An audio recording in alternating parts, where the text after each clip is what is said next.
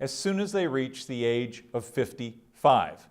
And on that basis, the baby boomers are well into their elder years.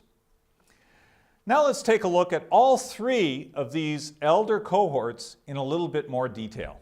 The classics, early baby bust, grew up in tough times, and this has shaped their values and thinking. They grew up in large, traditional families where there was both a mother and a father. And these large families usually consisted of anywhere from 6 to 8 or 10 children. This group also had limited access to formal education. That doesn't mean that they're dumb, it just means they did not have the same access to formal education that later generations did.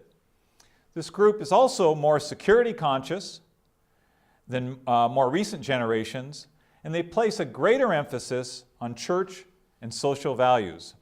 They also save everything. They're very, very conservative. The second elder cohort is the baby boomers, and they couldn't be more different as compared to the classics. They're a more diverse group, characterized by unconventional family arrangements and smaller family units. Forget about 6 or 8 or 10 kids. On average, the baby boomers had 1.8 children. There's a longer span between this generation and the next generation. Now, a little later on in the program, we're going to talk about the problems of the sandwich generation, and the fact that the baby boomers delayed child rearing has merely compounded the problems of the sandwich generation group. Women with a work history also characterized the baby boomers. In fact, up until the 1960s, the typical format was that when a woman had young children, she stayed at home. Not with the boomers. With the boomers, about 75% of women with small children continue to work outside the home. And the boomers are also the most highly educated group in the history of mankind. So again, the boomers couldn't be more different than the classics. And finally, the third cohort of elders in America is the late baby bust.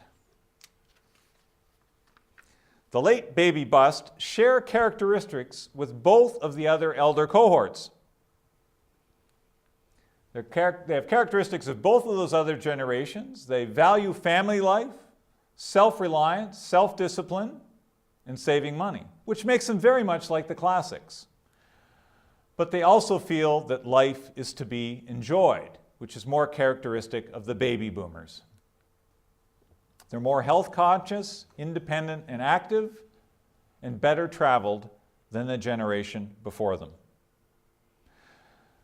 So those are the three elder cohorts in America, and clearly anyone who wants to effectively connect with elders needs to understand the differences between these three elder groups. We're going to switch gears now. We're going to talk about elders under the broad topics of how healthy, wealthy, and wise are they. Now on this front, forget the stereotypes and the cliches.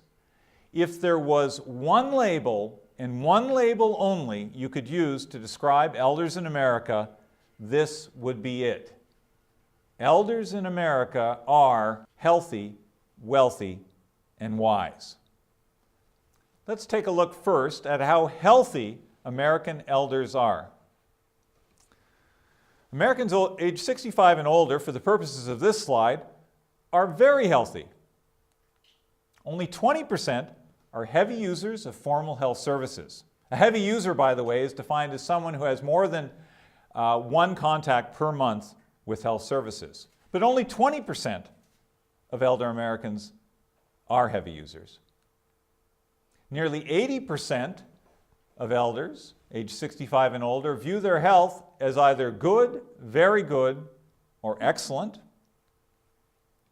And over 90% of Americans age 65 and older live active and independent lives in their community.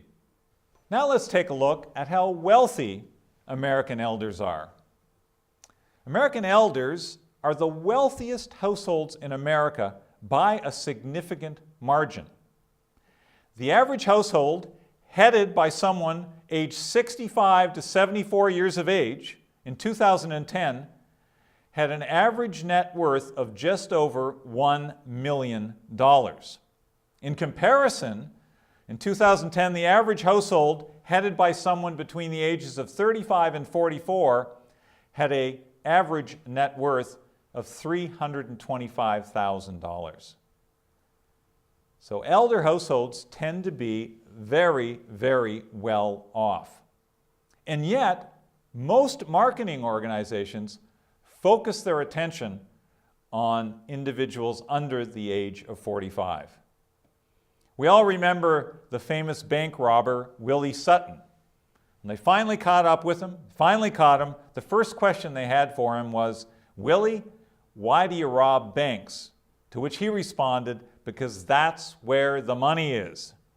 Why should everybody be keenly interested in the elder market? Same reason, because that's where the money is. In fact, the elder market is really the perfect market. It's growing rapidly, they have lots of money, they have a desperate need for a lot of the products and services you offer, and there's very little competition because most marketing organizations are focusing their attention elsewhere. Now, less than 10% of elder households are living below the poverty threshold. This compares with almost 14% of the working age population and 22% of the under age 18 population. So there are fewer elders living below the poverty threshold. The median net worth of elders has also been growing substantially over the course of the last 20 years. In comparison, the median net worth of the under age 55 population segment has actually decreased over that same period of time. So not only are elder households wealthier than younger households, but they've been doing better in relative terms in the last 20 years. Elders spend a smaller proportion of their income on basic necessities, and they spend more on gifts and on charity. Now, discretionary income and spending money on gifts and charity is really a reflection of the fact that they are doing better than the rest of the population. Finally, elders have significantly less debt than people under the age of 55. Now, let's take a look at elders, not in terms of how wealthy or healthy they are, but in terms of how wise they are. Key point, the vast majority of elders have their wits about them. Intellectual function and memory do not decline dramatically with age. Okay, just to summarize, elders are doing very well in terms of their overall health, the level of wealth they have, and their cognitive abilities. They're in pretty good shape overall. Having said this, there is a subset of the elder population that aren't doing so well. As we've seen, approximately 80% of elders are healthy. Approximately 80% are wealthy, and an even greater majority have retained their cognitive abilities. But that's 80% of the elder population. What about the other odd 20%? There are really two groups of elders. The larger group that's healthy, financially secure, and has their wits about them, but there's also a much smaller group that's unhealthy, poor, or both. Obviously, the issues and concerns of these two groups are quite different.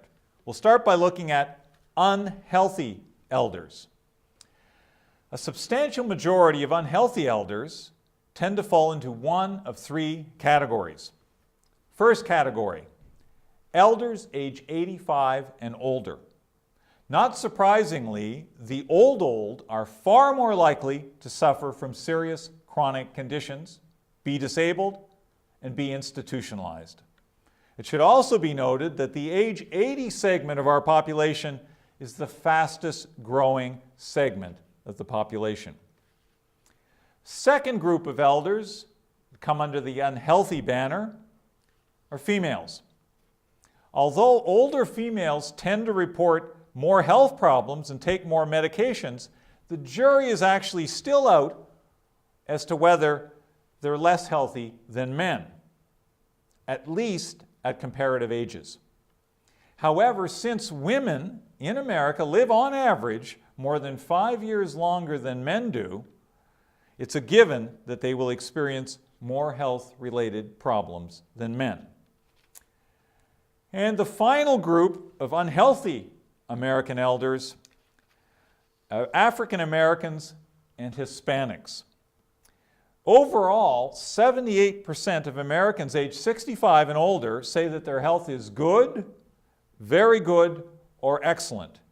However, only 60.5% of elder Hispanics and 57.7% of elder African Americans rate their health as good, very good, or excellent.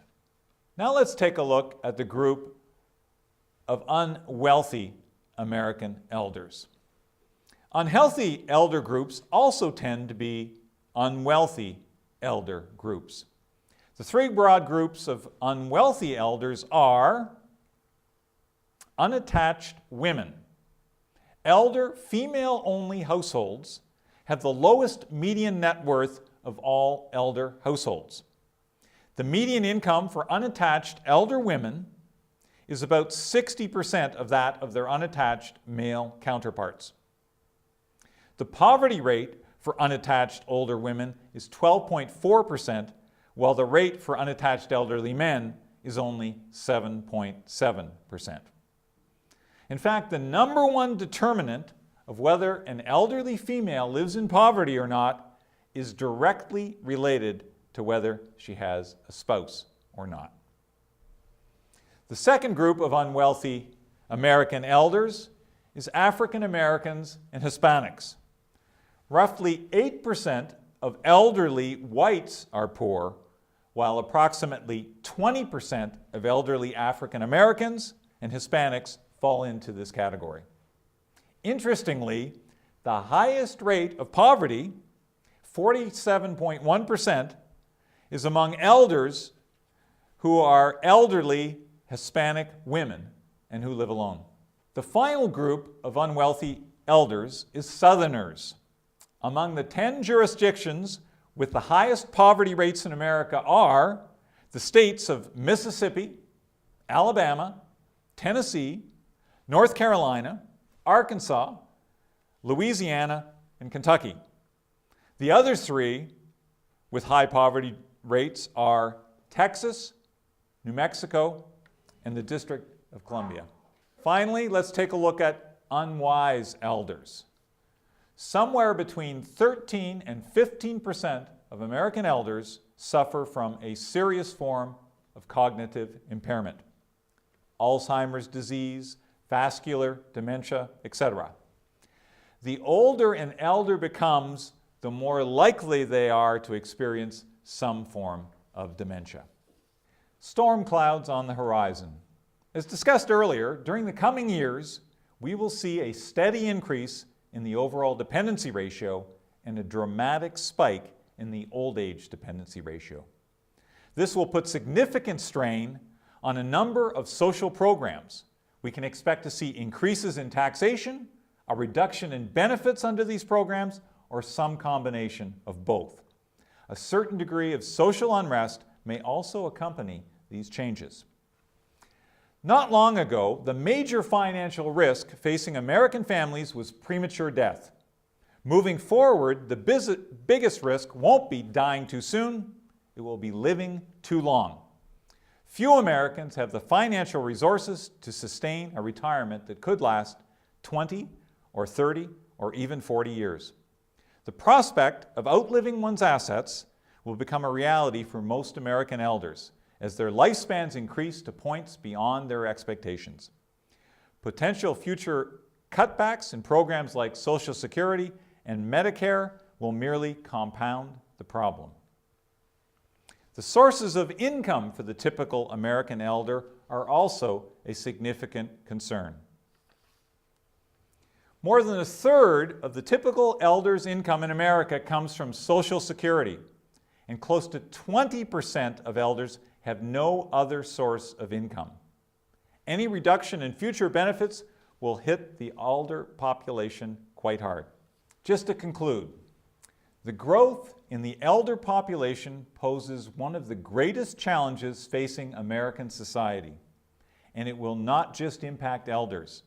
Everyone will be affected. As a society, we have been slow to address the problems we are about to face. In particular, we have yet to deal with how we will maintain elder entitlements when the coming silver tsunami washes ashore. It is also apparent that the current crop of pre-elders and those after them will have to take more personal responsibility for their well-being as they age.